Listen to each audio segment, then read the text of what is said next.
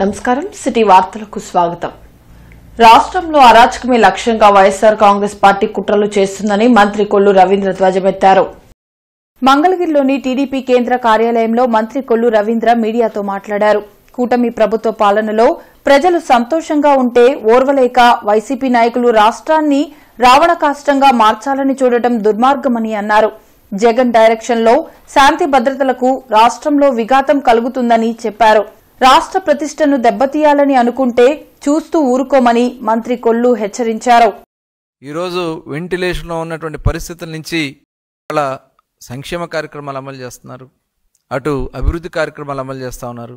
ప్రజలు కూడా చాలా సంతోషంగా ఉన్నారు. మరి ఇలాంటి పరిస్థితుల్లో ఇవాళ కుట్రలు చేస్తున్నారు.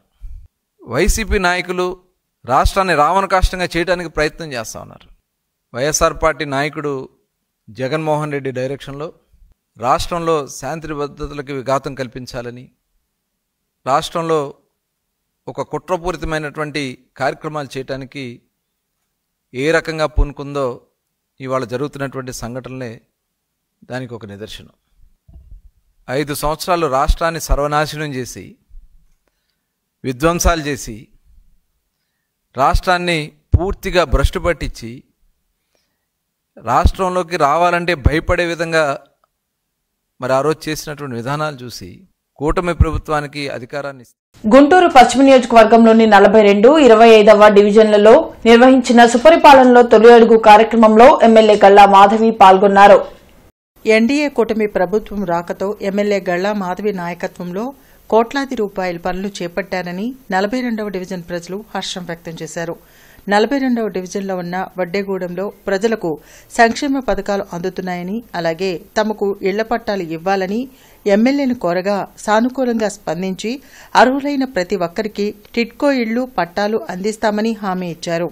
అనంతరం నవభారత్ నగర్ 2వ లైన్లో 53 లక్షల రూపాయలతో సీసీ డ్రైన్లు మరియు 65.50 లక్షలతో బీటీ రోడ్ నిర్మాణం మొత్తం 1,18,50,000 రూపాయల అభివృద్ది పనులకు ఎమ్మెల్యే గల్లా మాధవి, మేయర్ కోవెలమూడి రవీంద్ర శంకుస్థాపన చేశారు.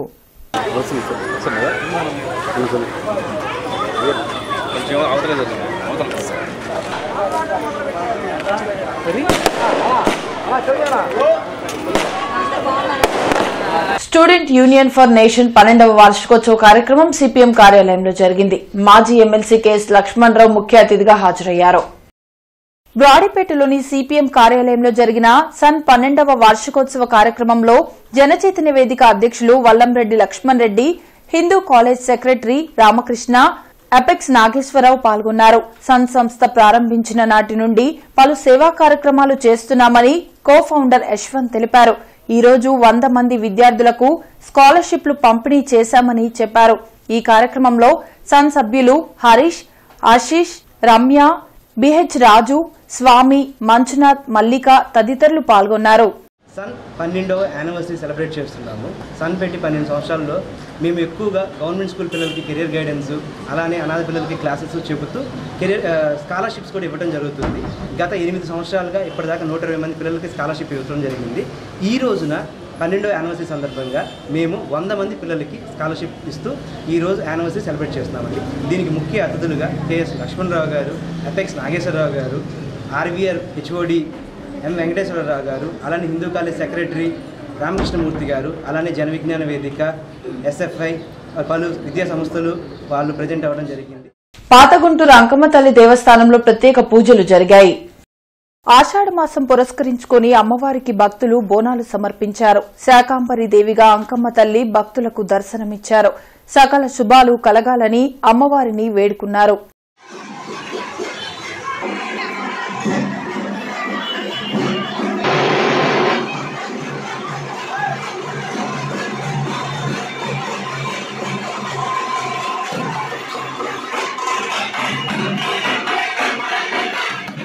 తమ సమస్యలు పరిష్కరించాలంటూ సిఐటియు ఆధ్వర్యంలో గుంటూరు జిల్లా municipal employees and workers union ఆందోళన నిర్వహించింది.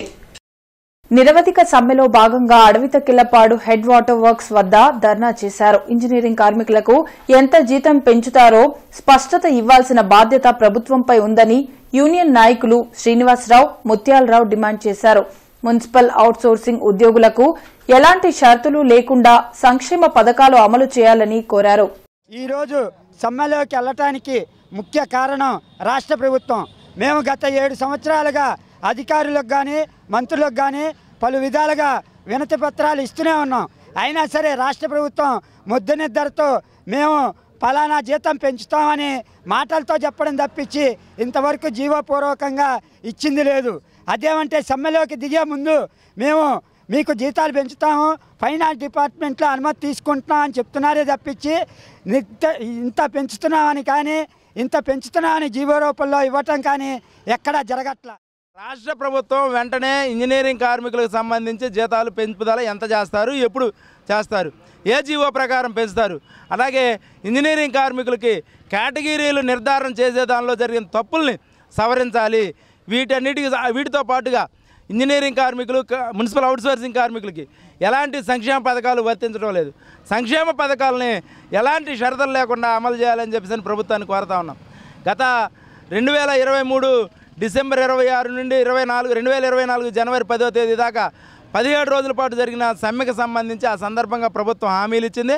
ఆ హామీలకి జీవోలు ఇవ్వాలని గత సంవత్సర కాలంగా కోరుతా ఉన్నాం. చంద్రబాబు నాయుడు సారథ్యంలో ఈ రాష్ట్రంలో పోలీసు రాజ్యాంగం నడుస్తుందని వైసీపీ రాష్ట్ర కోఆర్డినేటర్ సజ్జల రామకృష్ణారెడ్డి ధ్వజమెత్తారు. పొన్నూరులో దాడికి గురై ఆసుపత్రిలో చికిత్స పొందుతున్న మన్నవ గ్రామ సర్పంచ్ నాగమల్లేశ్వరరావును సజ్జల రామకృష్ణారెడ్డి పరామర్శించారు. ఈ సందర్భంగా ఆయన మీడియాతో మాట్లాడుతూ మన్నవ సర్పంచ్ నాగమల్లేశ్వరరావుపై టీడీపీ నాయకులు ఒక ప్రణాళిక ప్రకారం దుర్మార్గంగా దాడి చేశారని అన్నారు. నాగమల్లేశ్వరరావు త్వరగా కోలుకుని మృత్యుంజయుడిగా బయటకొస్తాడని ఆశాభావం వ్యక్తం చేశారు. ఇది రాజకీయపరమైన హత్యాయత్నమని అన్నారు. రాష్ట్రం పోలీస్ రాజ్యంగా మారిపోయిందని విమర్శించారు. జగన్మోహన్ రెడ్డి పర్యటనకు వచ్చినప్పుడల్లా వందల్లో కేసులు నమోదు చేస్తున్నారని అన్నారు. ప్రభుత్వం సమస్యలు పరిష్కరిస్తే జగన్ ఎందుకు బయటకొస్తారని ప్రశ్నించారు. కార్యక్రమంలో మాజీ మంత్రి అంబటి రాంబాబు, ఎమ్మెల్సీ లేళ్ల అప్పిరెడ్డి, అంబటి మురళీకృష్ణ, మాజీ గ్రంథాలయ చైర్మన్ బత్తుల దేవానంద్, నిమ్మకాయల రాజనారాయణ, నూరి ఫాతిమా తదితరులు పాల్గొన్నారు. ఈ రోజు దుర్మార్గంగా జరిగిన అటాక్ వల్ల ఆయనకి ఏమవుతుందో అని బాగా ఆందోళనలో ఉన్నారు. ఎంటైర్ పార్టీ ఆందోళనలో ఉంది. బట్ పోయి చూస్తే అదృష్టవశాత్తు ఆయన గట్టిగా ఫైట్ చేస్తున్నారు. మృత్యుంజయుడిగా బయటకు వస్తారని మేము కానీ ఇంతకు మురళి అన్నట్టు మొత్తం దీని వెనక ఏదో ఫ్యాక్షన్ వల్లనో కుటుంబాల మధ్య గొడవ కాదు, పూర్తిగా రాజకీయపరమైన హత్య. కేవలం దేవుడి దయతో ఆయన కొట్టుమిట్టాడుతున్నాడు ఇక్కడ ఆసుపత్రిలో. కానీ లేకుంటే హత్య చేయాలని దీంతో అటెంప్ట్ చేశారు. ప్రతి సోమవారం కలెక్టరేట్, ఎస్పీ, కార్పొరేషన్ కార్యాలయాల్లో ప్రజా ఫిర్యాదుల పరిష్కార వేదిక కార్యక్రమాన్ని నిర్వహిస్తున్నారు. ప్రజలు తమ సమస్యలను అధికారుల దృష్టికి తీసుకువెళ్లి వాటిని పరిష్కరించుకోవాలని ఉన్నతాధికారులు సూచించారు. కార్పొరేషన్ కార్యాలయంలో డైలివర్ కమిషనర్ కూడా నిర్వహించనున్నారు. జిల్లా, నియోజకవర్గ, మండల స్థాయిలో ఈ ప్రజా ఫిర్యాదుల పరిష్కార వేదిక కార్యక్రమం జరగనుంది. బ్రాడీపేట 5వ లైన్లో ఉన్న బడబానల ప్రతాప వీరాంజనేయ స్వామి దేవస్థానంలో ఉన్న శ్రీ లలితా పరమేశ్వరి అమ్మవారికి ఆషాఢ మాసం సందర్భంగా విశేష పూజలు జరిగాయి. పూజ అనంతరం అమ్మవారి ఊరేగింపు నిర్వహించినట్లు లలితా పరమేశ్వరి అమ్మవారి అర్చకులు శంకర్ తెలిపారు. ఈ కార్యక్రమంలో భక్తులు పాల్గొని అమ్మవారికి సారెను పంచిపెట్టారు.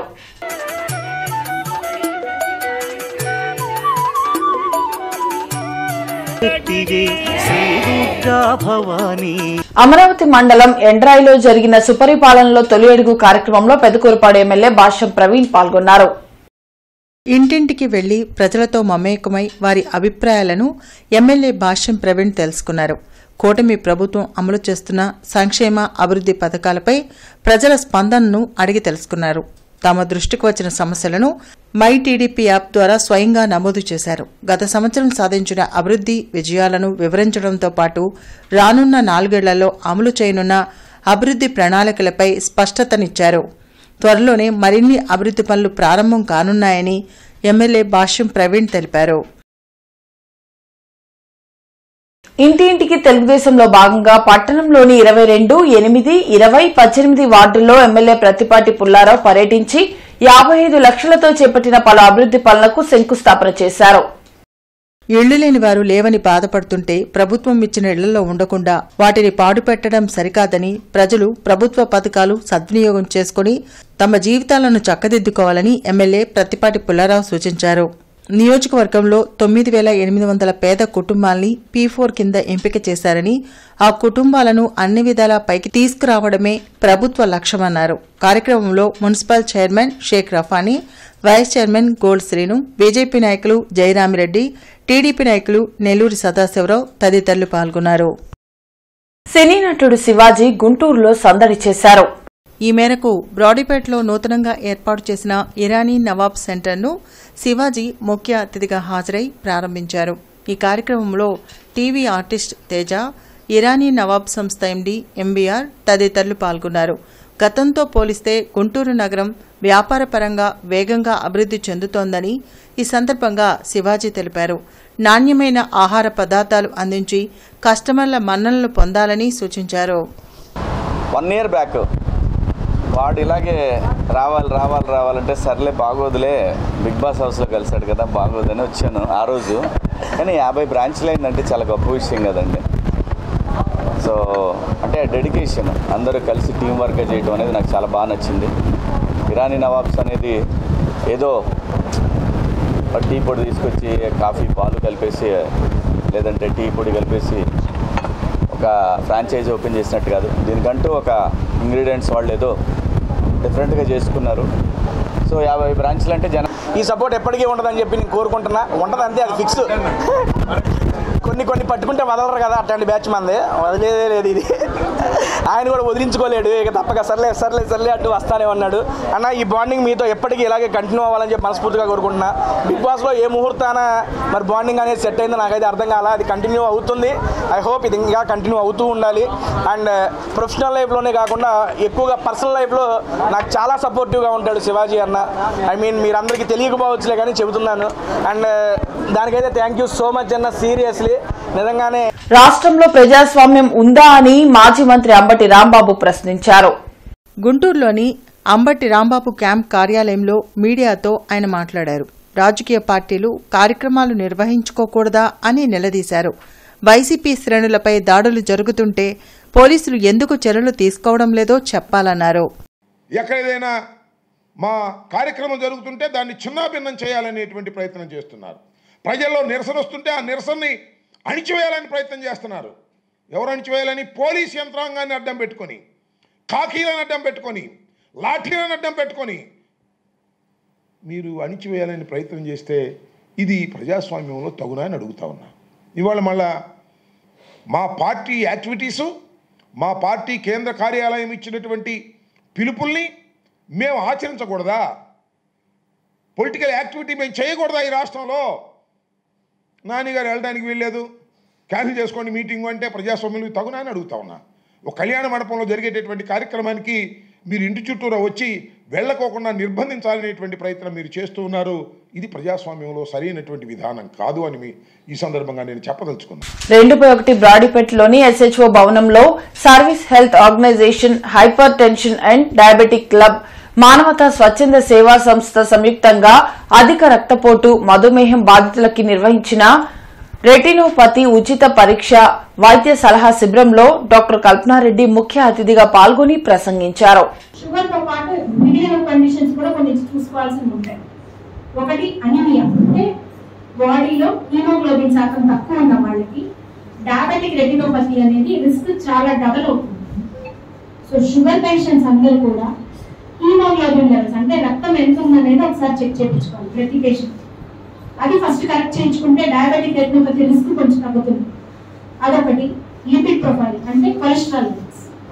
కొలెస్ట్రాల్ హై ఉన్న వాళ్ళకి కూడా డయాబెటిక్ రెటినోపతి రిస్క్ ఎక్కువగా ఉంటుంది, నరం వాపులు ఎక్కువ వస్తాయి, ట్రీట్మెంట్స్ కి రెస్పాన్స్ తక్కువ ఉంటుంది. సో షుగర్ పేషెంట్స్ అందరూ కూడా కొలెస్ట్రాల్ కూడా కంట్రోల్లో ఉంచుకోవాలి. Third condition kidney.